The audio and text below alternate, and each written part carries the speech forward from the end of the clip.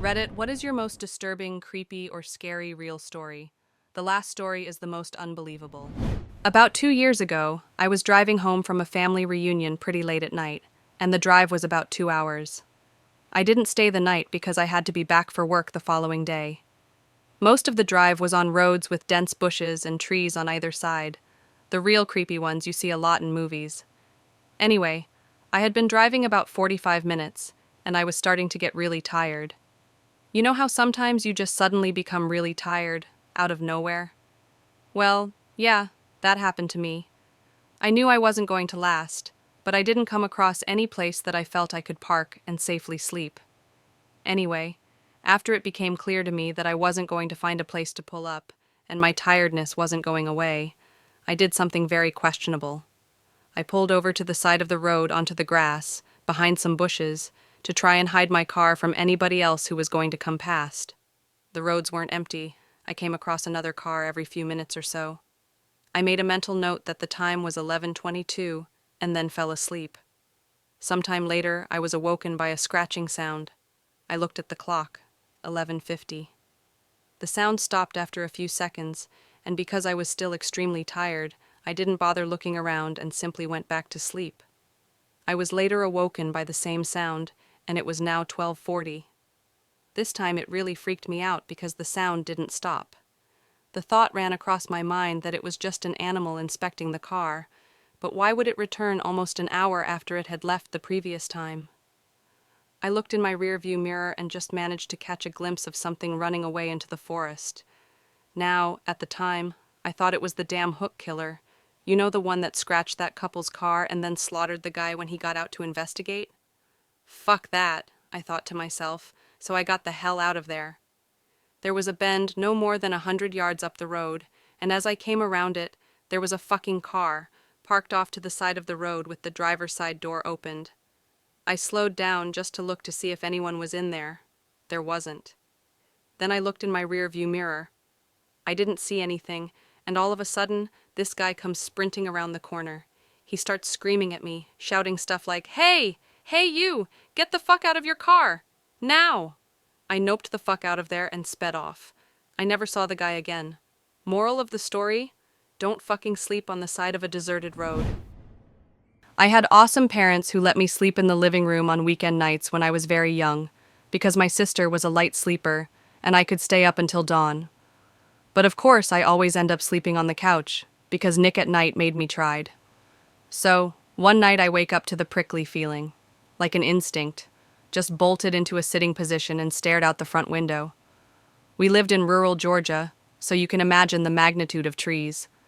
In perfect light cast from the moon, I see a silhouette of someone in this fucking tree. The family dog dashes to the window and is snarling into the glass. Terrified, I run into my parents' room and try to explain to my parents that there is a strange person outside. Dad grabs something defensive and darts outside with the dogs to beat the wax off the hothead. I tremble in Mama's arms until Dad comes home and says he saw no one and to go to bed. I decide to sleep in my regular bedroom. I fill in my sister in as to what happened. Dad is making regular rounds in the house with a cup of coffee. We're all still, and I finally think I can sleep. Nope. I notice the man outside my window. From what I can see in the moonlight, he gives me a shush signal and runs away. Just turns around to run a straight line away. I swear I couldn't stop crying for what felt like hours. My house sits farther back in the lot than most other houses. It is a strange layout as well. The sidewalk runs the length of the living room and ends at the front porch, which lets into the living room. Large windows that do not open allow great light to get into the living room, but at the cost of no privacy. The rest of my family was on vacation, and having the house to myself, I decided I would get smashed.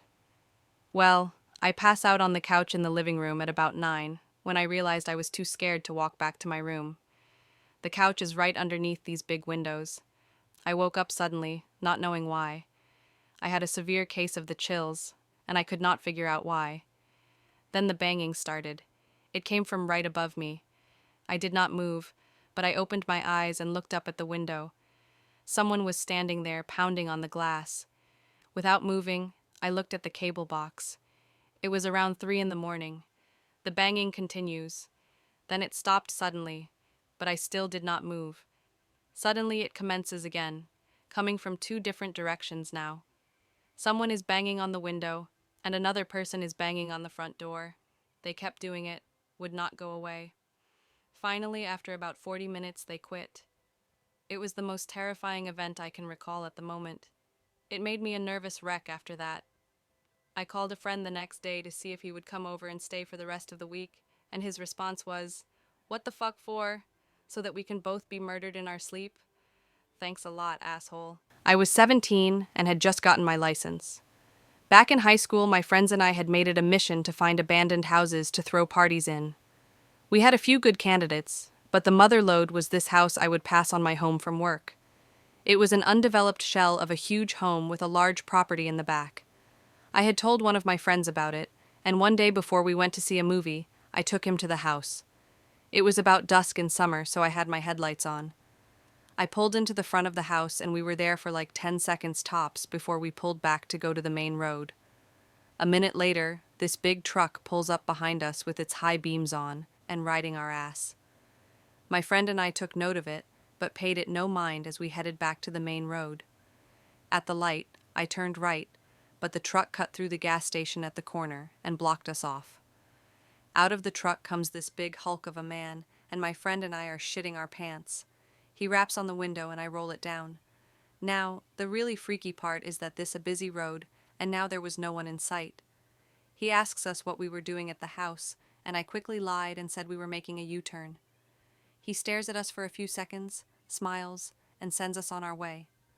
To this day, the house remains unfinished, and I'm convinced it's a drug operation of some sort. Woke up. Clock says 3:34 a.m.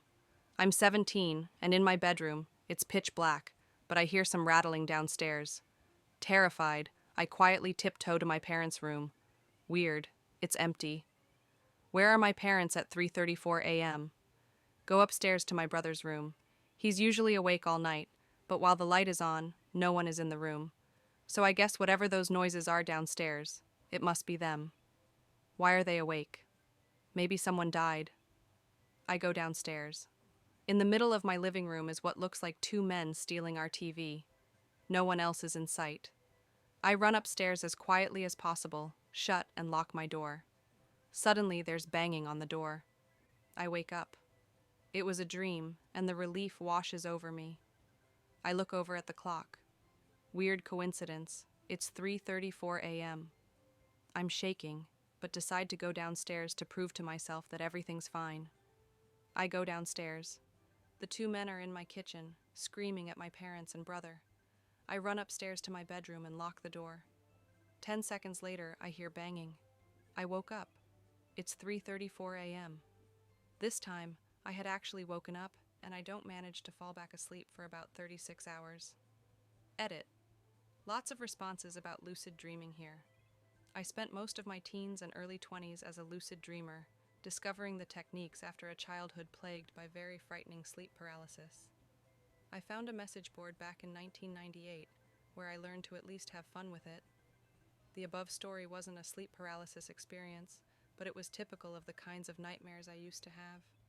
Weirdly enough, I rarely have nested dreams anymore, and haven't had a successful attempt at lucid dreaming in a few years. My guess is that it has something to do with hormones.